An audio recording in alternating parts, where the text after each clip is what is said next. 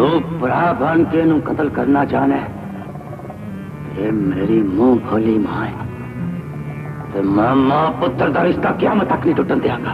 अस्सलाम वालेकुम, मैं तारक सानी ते तुसी वेख रहे हो मेरे चैनल रैबर व्लॉग। ਅੱਜ ਯੂਸਫ ਖਾਨ ਦੀ ਇੱਕ ਬਲੈਕ ਐਂਡ ਵਾਈਟ ਦੌਰ ਦੀ ਫਿਲਮ ਲੈ ਕੇ ਤੁਹਾਡੀ ਖਿਦਮਤ ਵਿੱਚ ਹਾਜ਼ਰ ਹੋ ਰਹੇ ਹਾਂ ਔਰ ਇਸ ਫਿਲਮ ਦੇ ਬਾਰੇ ਤੁਹਾਨੂੰ ਮੁਕੰਮਲ ਮਾਲੂਮਾਤ ਦਿਆਂਗਾ। 12 ਮਈ 1978 ਬਰੋਜ਼ ਜਿਮਾ ਰਿਲੀਜ਼ ਹੋਣ ਵਾਲੀ ਇੱਕ black and white Punjabi film ਸਭ ਦੁਸ਼ਮਣ।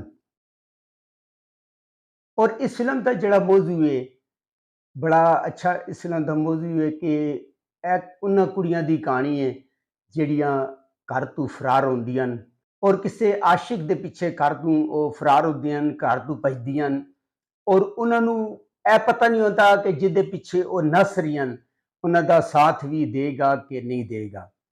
नगमा ने सिंध के अंदर अपनी जिंदगी का बेहतरीन किरदार अदा किया और बड़ा ही अच्छा नगमा ने यंग टू ओल्ड किरदार अदा किया।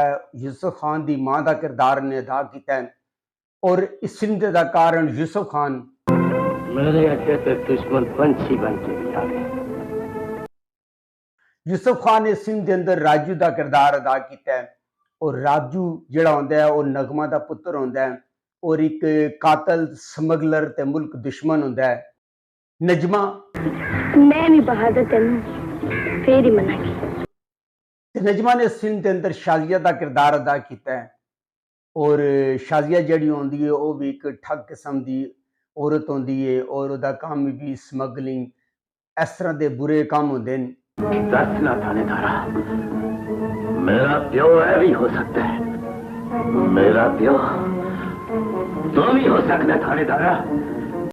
असलम परवेज जिवें तू अपनी मां ते भरा दे घर चली जाएंगी ते मैं असलम परवेज ने इस फिल्म के अंदर अमजद का किरदार अदा किया है और अमजद जिहड़ा होंदा है वो कुड़ियां दे नाल शादी करदा है और शादी तो बाद उन्होंने एक रात गुजारन तो बाद वो किसी दे हथ बेच के फरार हो जाता है। नगमा पर अल्लाह ते रसूल दा कानून नहीं तोड़ सकते। नगमा ने इस फिल्म के अंदर अपनी जिंदगी का बेहतरीन किरदार अदा किया है। यंग टू ओल्ड किरदार है उसका और यूसुफ खान की मां का उसने किरदार अदा किया है। नासरा ने इस फिल्म के अंदर एक नायिका का किरदार अदा किया है और वो बदरू होंदा है ओदी साथी होंदी है। चंगेजी बल्कि सूरज निकलन तो पहला गड्डी लैके निकलांगा। चंगेजी ने इस फिल्म के अंदर बदरू का किरदार अदा किया है और बदरू जिहड़ा होंदा है अमजद दे कोलों कुड़ियां खरीदा और खरीद के अगे कुड़ियां नूं सप्लाई करदा है, लोगों के अगे पेश करदा है। अफजाल अहमद हथकड़ियां ते मेरे पैरों दी बेड़ियां मेरी गैरत का निशान बन के। अफजाल अहमद ने इस फिल्म के अंदर सुल्तान का किरदार अदा किया है और सुल्तान जिहड़ा होंदा है वो जीनत का वीर होंदा है और जीनत जदों घरों फरार हो जाती है तो सुल्तान नूं बड़े ताने मिलते हैं और वो इसकी वजह तो वो कत्ल कर देंदा है और कत्ल करके वो फरार हो जाता है। ताया बरकत इतनी तरह क्यों नहीं कहता तू भैन दे एक नहीं दो गाहक बनाया। ताया बरकत ने भी इस फिल्म के अंदर एक आध एंट्री की है। जग्गी मलक मशरूक पे कहना और एक मां है। जग्गी मलक की भी इस फिल्म के अंदर एक एंट्री है। अली इजाज तो मैं कुछ खा के मर जाऊंगा। अली इजाज ने सेठ अमजद के पुत्र का किरदार अदा किया है जिहड़ा एक बिगड़िया नौजवान होंदा है। सीमा लपेट के नहीं मैं डोली च पा के तोड़ दे सो। सीमा ने इस फिल्म के अंदर जीनत की मां का किरदार अदा किया है और सीमा ने बड़ा ही अच्छा काम किया है। सिक्केदार ये मंदिर है भगवान का घर है। सिक्केदार ने इस फिल्म के अंदर हिंदू का जिहड़ा छोटा जिहा किरदार है वो अदा किया है और एंट्री के अंदर अच्छा काम किया है। मनीर ज़रीफ और लोकां लई ते जाली दुआवां बनांदा सी उस पागल दे पुत्र नूं। मनीर ज़रीफ का भी इस फिल्म के अंदर कॉमेडी की है उन्हें और थोड़ा जा काम है।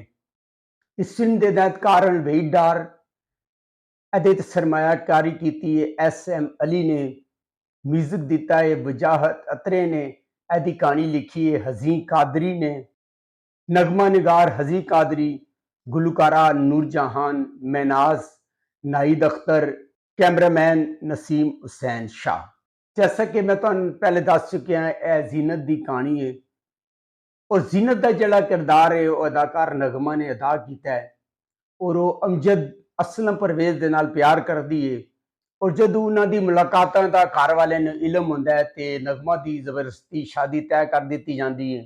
ਜਦੋਂ ਉਹਨੂੰ ਪਤਾ ਚੱਲਦਾ ਹੈ ਕਿ ਉਹਦੀ ਸ਼ਾਦੀ ਕਿਤੇ ਹੋਰ ਹੋ ਰਹੀ ਹੈ ਤੇ ਉਹ ਐਨ ਬਰਾਤ ਵਾਲੇ ਦਿਨ ਫਰਾਰ ਹੋ ਜਾਂਦੀ ਹੈ। ਔਰ ਜਦੋਂ ਸੁਲਤਾਨ ਨੂੰ ਜਿਹੜਾ ਉਹਦਾ ਵੀਰ ਹੁੰਦਾ ਹੈ, ਸੁਲਤਾਨ ਦਾ ਕਿਰਦਾਰ ਅਬਦਾਲ ਅਹਿਮਦ ਅਦਾ ਕੀਤਾ, ਜਦੋਂ ਉਹਦੇ ਵੀਰ ਨੂੰ ਇਸ ਚੀਜ਼ ਦਾ ਪਤਾ ਚੱਲਦਾ ਹੈ ਤੇ ਤਾਇਆ ਬਰਕਤ ਜਿਹੜਾ ਹੁੰਦਾ ਉਹ ਦੁੱਲੇ ਦਾ ਪਿਓ ਹੁੰਦਾ, ਉਹਨੂੰ ਤਾਨੇ ਦਿੰਦਾ ਹੈ ਔਰ ਇਸ ਤਾਨੇ ਦੇ ਹੱਥੋਂ ਤੰਗ ਆ ਕੇ ਉਹ ਬਰਾਤੀਆਂ ਨੂੰ ਕਤਲ ਕਰ ਦਿੰਦਾ ਹੈ ਔਰ ਫਰਾਰ ਹੋ ਜਾਂਦਾ ਹੈ।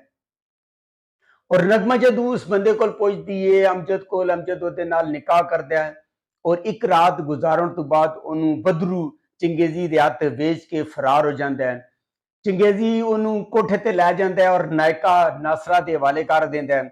ਉੱਥੇ ਉਹਦਾ ਪੁੱਤਰ ਪੈਦਾ ਹੁੰਦਾ ਹੈ। ਜਦੋਂ ਬਦਰੂ ਜਿਹੜਾ ਹੁੰਦਾ ਉਹਦੇ ਪੁੱਤਰ ਤੇ ਜ਼ੁਲਮ ਕਰਦਾ ਹੈ ਤੇ ਨਗਮਾ ਉਹਨੂੰ ਫਰਾਰ ਕਰਾ ਦਿੰਦੀ ਹੈ ਔਰ ਇਸ ਫਰਾਰ ਦੇ ਦੌਰਾਨ ਉਹਦੇ ਕੋਲ ਕਤਲ ਹੋ ਜਾਂਦਾ ਹੈ ਔਰ ਕਤਲ ਹੋਣ ਤੋਂ ਬਾਅਦ ਉਹ ਜੇਲ੍ਹ ਚਲੀ ਜਾਂਦੀ ਔਰ ਇੱਕ ਪਾਗਲ ਹੋ ਜਾਂਦੀ ਔਰ ਪਾਗਲ ਦੇ ਕਿਰਦਾਰ ਵਿੱਚ ਨਗਮਾ ਨੇ ਬੜੀ ਹੀ ਜ਼ਬਰਦਸਤ ਐਕਟਿੰਗ ਕੀਤੀ ਹੈ।